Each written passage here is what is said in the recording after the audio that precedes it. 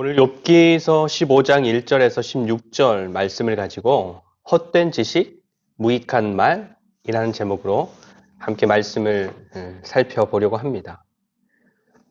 삶의 많은 일들이 잘 되고 풍족하고 평안했던 하루하루를 살아가던 욥은 온전하고 정직하여 하나님을 경외하며 악에서 떠난 그런 사람이었습니다.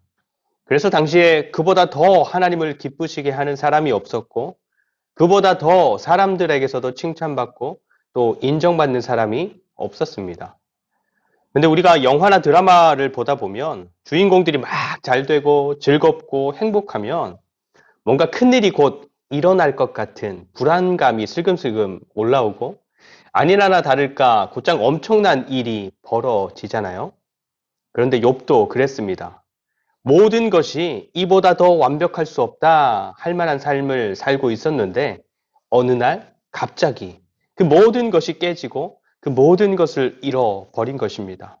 재산이 날아가고 자녀들도 잃게 되고 자기 몸까지 스스로 감당하기 버거울 정도로 병이 나고 아프고 힘들었던 것이죠.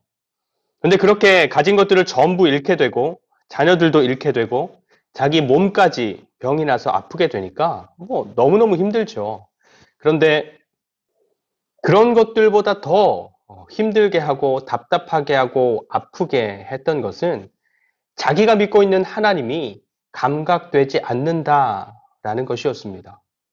그동안 욥이 온전하고 정직하여 하나님을 경외하며 악에서 떠난 삶을 살아왔던 것은 많은 사람들이 원하는 형통한 삶이나 많은 재물을 가지는 것이나 자식들이 잘 되고 건강한 것, 또 자기 몸도 건강하고 장수하는 것, 이런 것들을 얻기 위해서가 아니라 하나님을 사랑하기 때문에 하나님과 함께하고 동행하고 교제하고 그렇게 하나님께서 인도하시는 삶이 너무너무 좋았기 때문에였는데 자기의 삶에 폭풍 같은 재앙이 찾아와서 모든 것을 빼앗기고 모든 것이 무너지는 것과 동시에 그 모든 것을 주신 하나님까지도 자기 삶에서 찾아지지가 않았던 것입니다.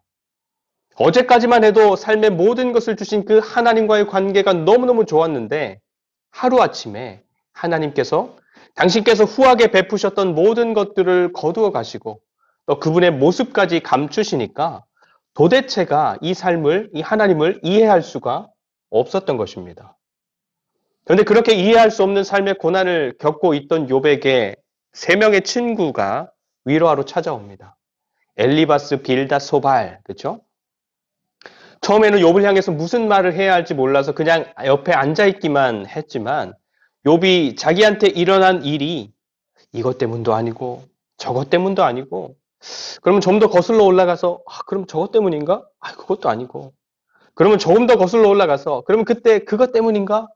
그것도 아닌데 그러면서 거슬러 올라가서 자기가 시작된 날까지 거슬러 올라가는 거죠. 그래서 이것도 아니고 저것도 아니고 자기가 했던 어떤 일 때문도 아니니까 끝내는 자기가 태어난 날, 태어난 것은 자기 의지로 한 게 아니니까 그 날을 저주하면서 탄식했던 것입니다. 근데 아무 말도 못하고 옆에 앉아있던 친구들이 그렇게 내 의지로는 내가 어떤 것도 잘못하지 않았다. 잘못이 있다면 내가 태어난 것이 잘못이겠지 이러면서 자기에게 일어난 이 절망스러운 상황과 고난, 자기의 삶을 바르게 해석해내지 못해서 생일이나 저주하고 그러면서 힘들어하고 있는 욥을 향해서 자기들의 경험과 지혜와 지식을 총동원해서 욥의 삶을 해석해서 말하는 충고 혹은 잔소리들을 하기 시작하는 것입니다. 여러분 충고와 잔소리의 차이가 뭔지 아십니까? 충고와 잔소리의 차이. 예전에 유퀴즈라는 프로그램에 초등학교 6학년 여자아이가 나와서 그것에 대해서 이 충고와 잔소리에 대해서 정의했는데 잔소리는 왠지 모르게 기분 나쁜 것인데 충고는 더 기분 나쁜 것이다. 이래요. 사실 나를 향한 충고든 조언이든 잔소리든 어쨌거나 내가 틀렸다 혹은 내가 부족하다 이런 것에서부터 시작되는 것이니까 자기 보호 본능이 강한 인간의 입장에서는 들으면 들을수록 점점 끌어오르는 그런 말들이 될 것입니다. 그런데 욥에게 달려온 친구들은 욥을 끌어오르게 하려고 오지는 않았습니다. 위로하러 왔죠. 그런데 욥이 하는 말을 듣고 있으니까 위로하려고 했던 마음, 위로하려고 했던 말들이 어떻게 바뀌는 것입니까? 충고, 조언, 잔소리 이런 것들로 바뀌게 되는 것입니다. 그래도 욥의 형편을 감안해서 이미 지나간 첫 번째 텀의 대화에서는 친구들이 좀 잔잔하게 또 부드럽게 약하게 욥에게 그렇게 말을 했었는데 친구들의 그런 이야기를 듣고도 욥이 전혀 수긍하지 않고 야 그렇지 않다라고 오히려 자기 주장을 하니까 이제 두 번째 주기의 대화에서는 좀 더 강한 어조로 욥에게 이야기하게 되는 것입니다. 그래서 먼저 오늘 말씀 1절부터 16절 말씀에서는 엘리바스가 지금 욥이 자신들을 향해서 하고 있는 말들에 대해서 강하고 분명하게 꾸짖고 있는 것이고요.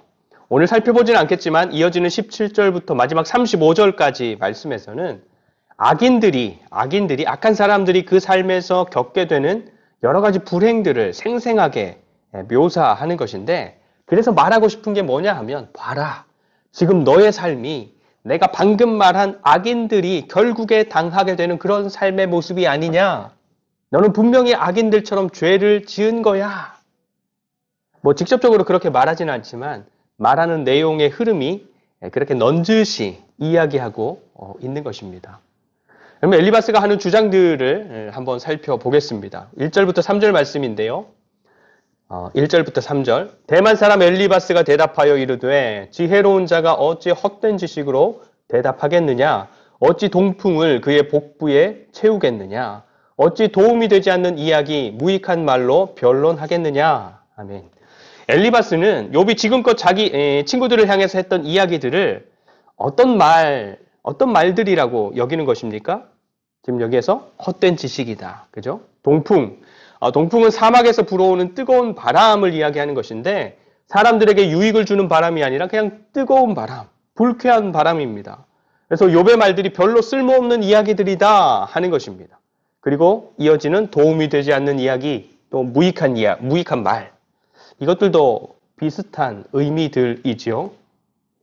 욥이 지금껏 친구들을 향해서 했던 말들은 뭔가 건질 것이 있고 생각해 볼 것이 있는 지혜로운 말들이 아니라 아무짝에도 쓸모없는 헛되고 허망한 말들이었다라고 평가하기 시작하는 것입니다.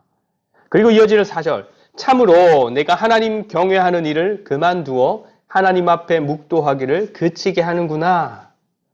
사람들이 욥이 하는 말들을 새겨 듣고 따른다면 하나님을 바라보고 하나님 중심으로 살아가는 그 믿음의 삶들을 아마 그만두게 될 것이다. 욥이 친구들을 향해서 쏟아내고 있는 말들이 지금 그 정도로 사람들의 어떤 신앙, 그 신앙의 위협이 되는 그런 위험한 말들을 하고 있다라는 것입니다.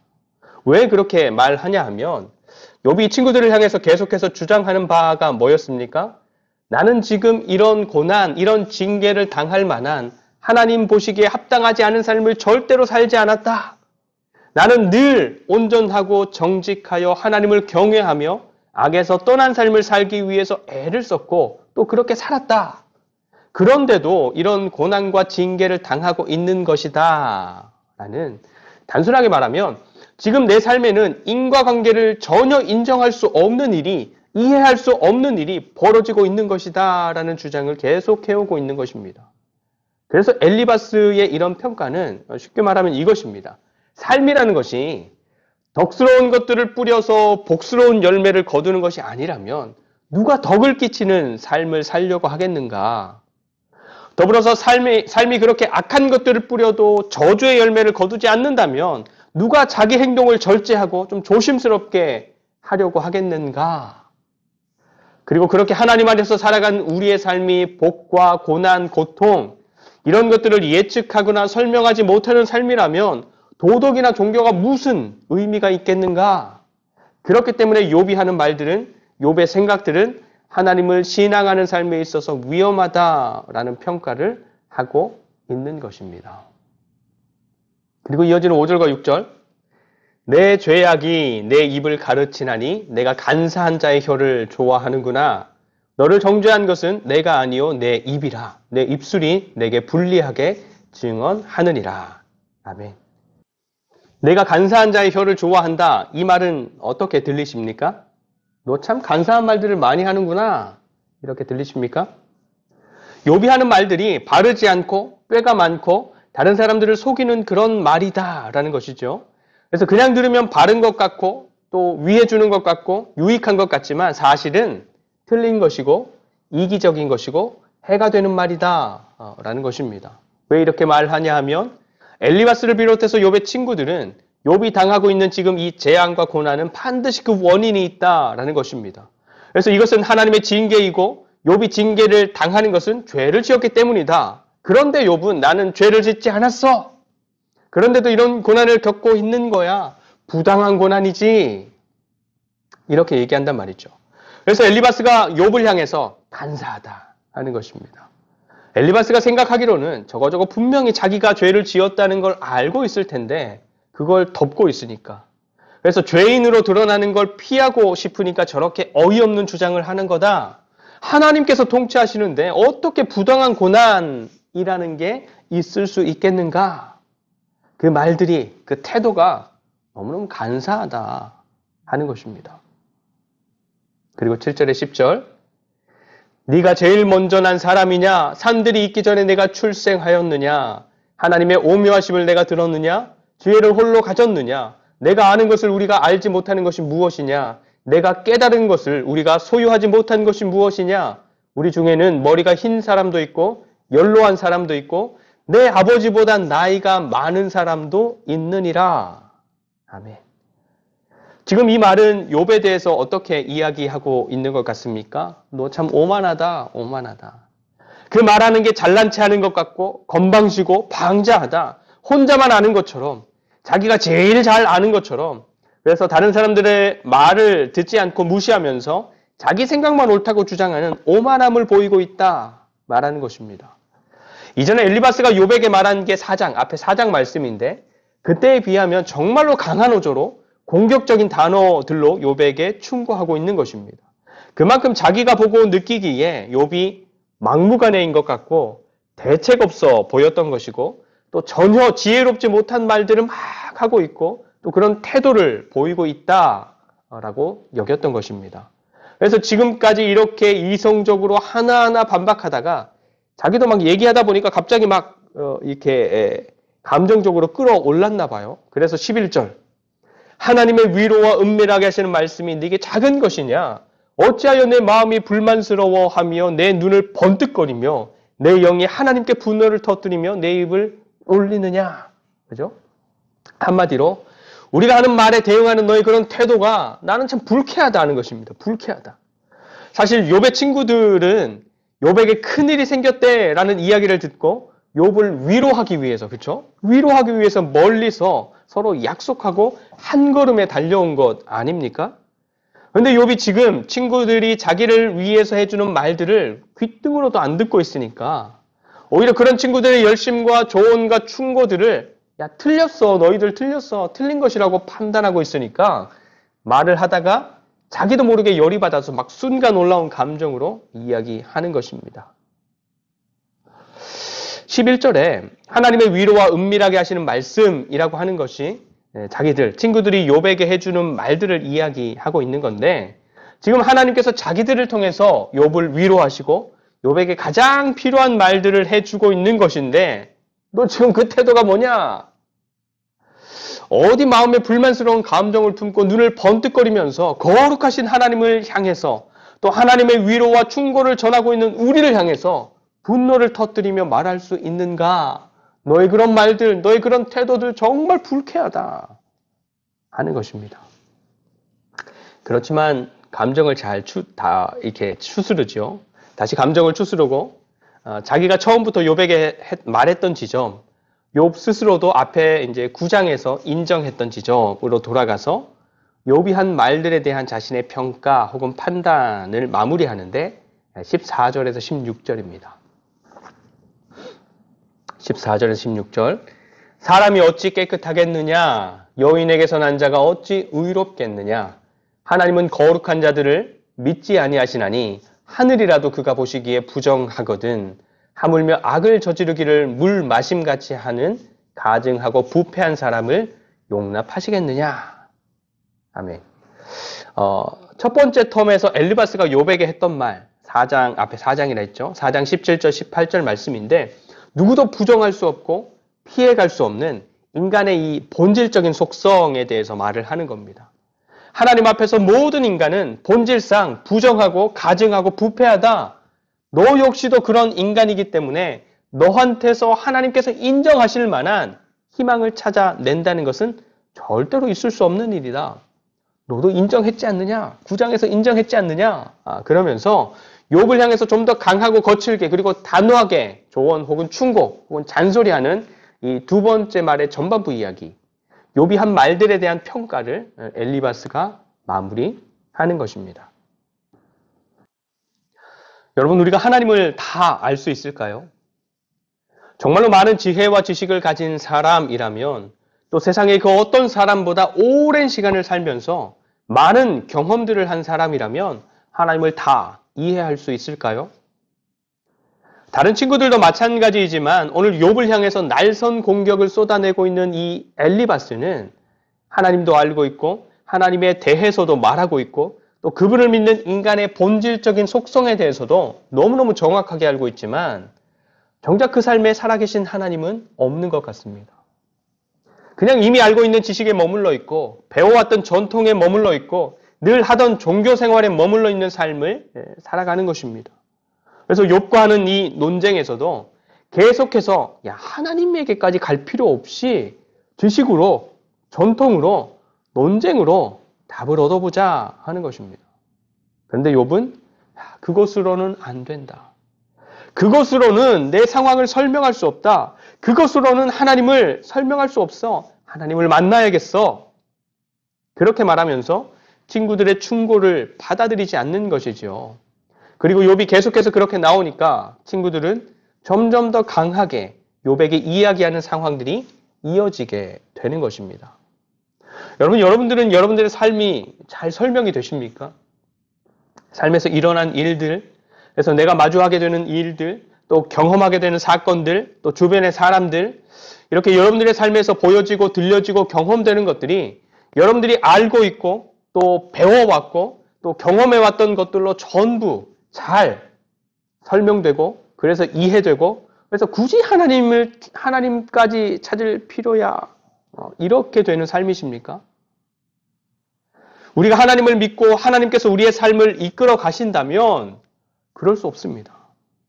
왜냐하면 우리를 사랑하시는 하나님은 우리를 대충 믿게 하고 대충 자녀되게 하고 그래서 하나님 나라를 대충 상속해 줄 생각이 없으시기 때문입니다. 다른 운동들도 마찬가지이겠지만 언제 텔레비전에서 스피드 스케이팅 여자 선수들이 훈련하는 모습을 본 적이 있는데 이 여자 선수들이 몸은 정말로 호리호리한데 허벅지는 몸의 이 전체적인 균형에 맞지 않게 엄청 발달해 있더라고요. 이 폭발적인 스피드를 내기 위한 하체 운동을 중심적으로 하다 보니까 그렇게 발달하게 된 것이겠죠. 그런데 우리도 경험적으로 알지만 원래 그렇지 않았던 근육이 그렇게까지 발달하고 커지려면 그동안 엄청난 고통을 겪어야 했을 것입니다. 허벅지 근육이 낼 수 있는 힘에도 한계가 있는데 그 한계를 넘어서고 안정시키고 한계를 넘어서고 안정시키고 이게 수도 없이 반복된 결과가 바로 지금 그 선수들의 근육일 것이기 때문입니다. 그런데 스스로도 그렇겠지만 훈련시키는 코치들도 더 빠르고 안정적인 스케이팅을 할 수 있도록 하기 위해서 그렇게 한계를 넘어서는 고통을 계속해서 마주하도록 했을 것이고 그래서 경기에서 금메달을 목에 거는 승리를 얻을 수 있었던 것입니다. 하나님은 우리를 대충 사랑하시지 않습니다. 그래서 우리로 하여금 버거운 삶, 버거운 사람, 버거운 상황들을 제거해버리지 않으시고 마주하도록 하시는 것입니다. 그래서 울기도 하고 답답해하기도 하고 아프기도 하겠지만 그렇게 마주한 상황들을 통해서 우리가 하나님을 더 바르게 알고 깊이 알고 충분히 경험하기를 원하시는 것이죠. 그래서 더 완전한 하나님 나라를 우리로 하여금 살고 누리게 하시고 결국에는 상속해 주려고 하시는 것입니다. 여러분, 욥이 당한 고난이 무엇입니까? 하루아침에 가진 것들을 잃어버린 것, 자녀를 잃어버린 것, 건강을 잃어버린 것, 너무너무 큰 고난이고 아픔이고 답답함이지요. 욥의 친구들도, 욥의 아내도 욥이 마주하게 된 그런 상황들이 고난이고 재앙이고 하나님의 징계라고 말합니다. 그렇지만 욥 자신이 생각하는 내가 당한 고난은 그렇게 재산을 잃고 자녀를 잃고 건강을 잃어버리는 상황 가운데서 마주하게 되었던 이해되지 않는 하나님. 지금까지 자기가 쌓아왔던 지식이나 지혜로 또 경험으로는 전혀 설명이 되지 않는 하나님이라는 그 벽, 그 막막함, 그 답답함, 그것이 욥이 마주한 진짜 고난이었던 것입니다. 오늘 말씀에서 확인했듯이 엘리바스는 욥이 주장하는 하나님 앞에서 온전하게 잘 살았는데도 받는 고난이라는 것, 부당하게 주어지는 고난이라는 것은 있을 수 없다. 하나님의 통치 아래서 있을 수 없다. 그래서 욥이 하는 주장을 허망하다, 위험하다, 간사하다, 오만하다, 불쾌하다, 있을 수 없는 일이다. 이렇게 평가하고 판단했습니다. 그런데 엘리바스의 이런 논리라면 부당하게 주어지는 은혜, 하나님 앞에서 분명한 죄인임에도 불구하고 받는 은혜라는 것도 있을 수 없다라고 말할 수밖에 없습니다.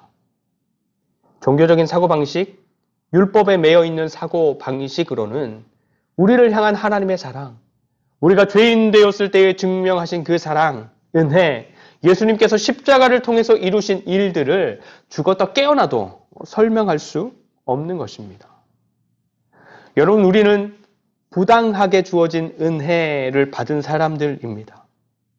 그래서 우리 그리스도인들은 부당하게 주어진 은혜, 엘리바스가 욥을 향해서 말하는 헛된 지식, 도움이 되지 않는 이야기, 무익한 말이 상식이고 그런 가치로 통치되어지는 세상, 그런 체계 속에서 살아가는 사람들이 된 것입니다. 그래서 그런 하나님의 통치 속에서 부당한 고난이라는 것은 우리를 더 우리 되게 하는 하나님의 사랑인 것입니다. 오늘은 2023년 추수감사 주일입니다. 한 해 동안 우리가 우리의 삶에서 심은 것들을 거두고 거둔 것들을 하나님 앞에 감사하는 그런 예배를 드리는 주일이지요. 하나님 앞에서 열심히 좋은 것들을 잘 심어서 수고한 대로 좋은 결과들을 거두기도 했겠지만 열심히 좋은 것들을 잘 심었는데 예상한 대로의 결과를 거두지 못했을 수도 있고 전혀 생각하지 않았던 결과를 거두었을 수도 있었을 것입니다. 하지만 하나님 안에서 살아가는 우리 그리스도인들에게는 부당한 것이 없다. 우리 그리스도인들에게는 부당한 것이 없다라는 것을 믿으시는 저와 여러분들이 되시기를 축복합니다.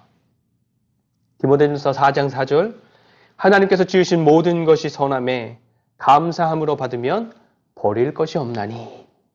다시 한번, 하나님께서 지으신 모든 것이 선함에 감사함으로 받으면 버릴 것이 없나니. 우리의 모든 걸음을 하나님께서 함께 하셨습니다. 올 한 해 지나간 모든 일들과 상황과 형편과 열매와 문제들까지도 하나님 안에서 감사함으로 받으시고, 그래서 지나간 수많은 일들이 그냥 그 일로 끝나고 주어진 수많은 문제가 그냥 그 문제로 끝나는 것이 아니라 부당하다, 억울하다, 힘들다 여긴 그것들이 오히려 우리의 영혼을 더욱 살리고 세우고 또 하나님 나라를 더 깊이 알고 누리게 하는 값없는 은혜로 고백되어지는 저와 여러분들의 삶이 되고, 또 오늘 2023년 추수감사주일이 되시기를 간절히 축원드립니다. 기도하겠습니다. 하나님, 우리의 모든 걸음을 함께 하셔서 감사합니다. 지나온 시간 웃게 하는 일도 또 울게 하는 일도 있었고 형통한 때도 또 거칠고 힘들었던 문제들도 있었지만 우리는 지금 여기에 서 있습니다. 지나게 하셔서 감사하고 또 그 삶들을 감사함으로 받게 하시니 다시 한번 감사드립니다. 늘 주님 안에서 율법의 세상이 아니라 은혜의 세상 안에서 살아가게 하시고, 그래서 함께 더불어 살아가는 이웃들에게도 은혜를 베풀고 나누고 섬기는 주님의 자녀들로, 그런 아름다운 교회로 세워져 가게 하여 주시옵소서.